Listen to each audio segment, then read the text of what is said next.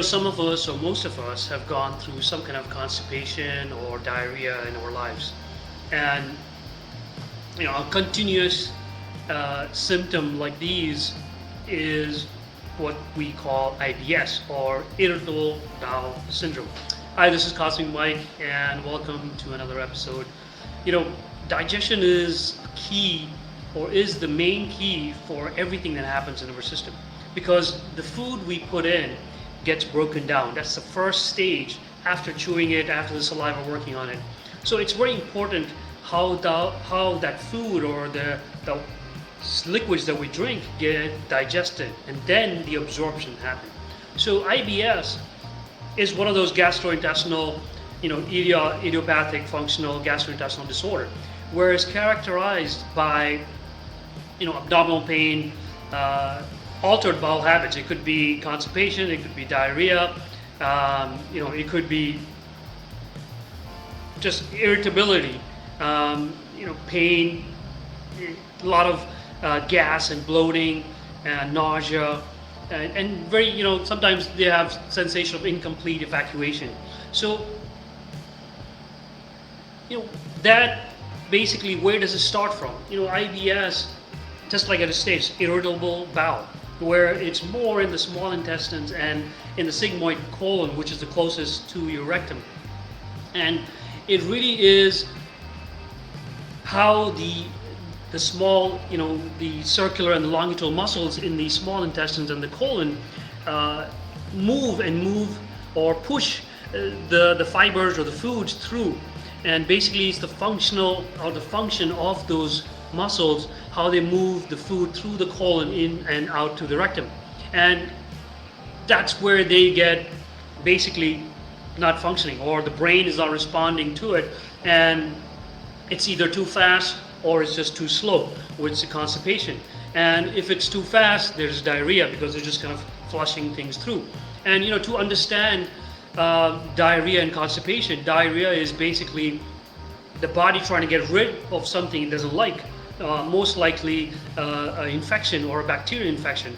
Sometimes when you have food poisoning, or you eat something or you drink something when you're traveling, and you get this rush of diarrhea, obviously the body knows that there's something that it doesn't like and is trying to pull it out, where it brings more water in the colon and starts, your symptoms are diarrhea. So constipation, on the other hand, is your digestive juices, or your digestion is just not strong enough, where it's breaking those foods down, and when it reaches the small intestine, there is just not enough absorption, and the food just sits there, and the colon is basically, the peristalsis that's supposed to happen in the colon is not happening, where the movement of the colon pushes the food or the waste through. So, IBS is a disorder characterized by the abnormality, increased motility of those muscles, or decreased motility. These muscles, which are circular or longitude, are very prone to these kind of motor abnormalities. So it's important to understand when we have these minor symptoms in the beginning, because this is not happens overnight. This happens again chronically, for years and months, and where if it's not taken care of, it can become into IBS, and IBS, which is the irritable, can cause a lot of other issues, because if there's irritation, there is going to be, the body starts sending out these drones, as you would say, or the bacterium fighting cells, which will start breaking those mucous lining and breaking down the colon lining, where you can have diverticulitis, you could have a lot of other inflammation that's happening, Crohn's, and also cancer. So important to understand that every disease, starts with these minor symptoms. So we need to be tuned in, where I've talked a lot about that. We need to understand all these symptoms. Now let's see how IBS is generally occurs, or what are these symptoms, how do they occur? Of course, improper eating, the wrong foods, the processed foods, too much of a certain type of food, allergens, of course, too much sweet, too much processed, too many fizzy drinks. A lot of these soft drinks, a lot of these carbonated drinks are really doing a lot of damage to our intestinal lining. If you're having these regularly, of course, if you're having them here and there, that's fine. But remember, doing something good or bad for a long period of time is going to cause problem, because everything is relative and everything in moderation is the right thing to do. Fried foods, processed food, and of course medication. If you're on certain types of medications where you look at the side effects, will lead to this kind of inflammation. So IBS could be caused by a bacterial infection. It could be caused by inflammation, which is of course long term. That's been something that's been happening. But I think it all starts in the stomach, where your digestive juices are just not strong enough, where they're breaking that food down 100%. So when it reaches the small intestines, the body recognizes exactly what it needs, the proteins, the carbs, the fiber, the fats, and it absorbs what it needs and pushes through what it does not need. And then of course increasing that fiber in your diet, which makes sure that in the colon all these toxins don't just stay there, they're scraped through and pushed through. And of course water, another thing that we want to make sure, because the water will stimulate those peristalsis. Now, we talk about mind-body kind of connection, and this is basically kind of showing you when you are anxious, or when you have anxiety or you're stressed, you're constricted. So all your colon and your small intestines, it's going to get constricted, where it kind of prevents that peristalsis happening. So, and a lot of the cause of IBS is a lot of stress that happens.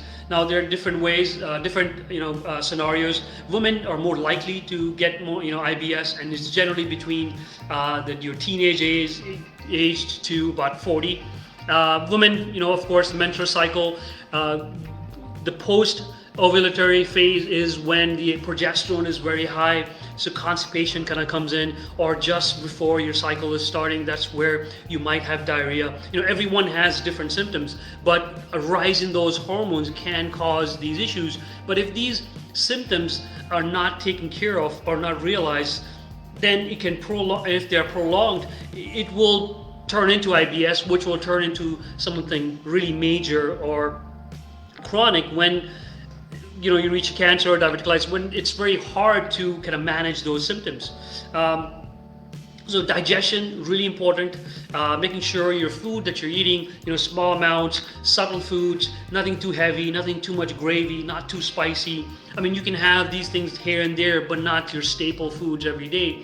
And depending on what you need and where you are, things change, just like the season. In the cold, in the winter, there is more likely for depression and anxiety to set in. So a lot of these symptoms will creep up: constipation, diarrhea, maybe with the infections. So you want to be aware and you want to be ready, and you have these home remedies, whatever you're doing, or these supplements, or herbs like ginger, cardamom, peppermint, genitin. All those are very digestive, great to break down those foods properly, so the body can recognize and start absorbing it properly.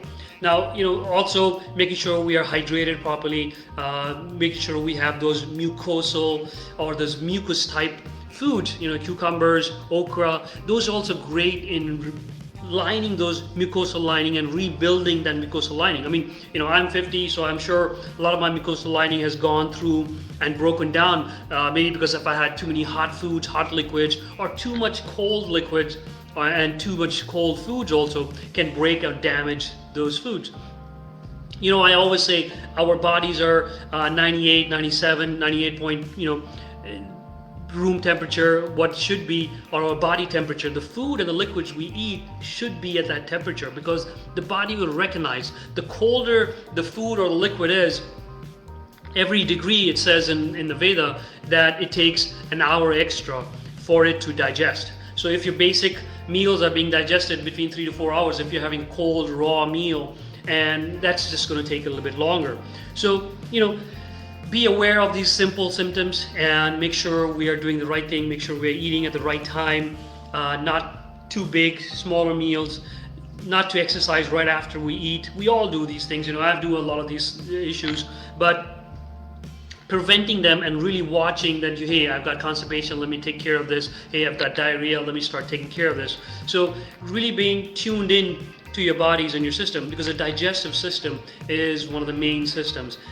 Without you digesting your food properly, you will not get your nutrients properly, you will not get your vitamins properly, and thus you will have all other issues because the body won't be absorbing the nutrients it needs, and you could have a whole gamut of a lot of other issues happening. So, keep in mind, keep a look, be tuned in, and let's be safe in this pandemic. The anxiety, I'm sure it's going, affecting a lot of people at this current moment, which can affect or which can cause those IBS symptoms. So addressing the mind also would benefit, where you can take herbs like theanine or chamomile or magnesium to kind of relax the mind or help you sleep better, which can prevent these symptoms occurring through IBS.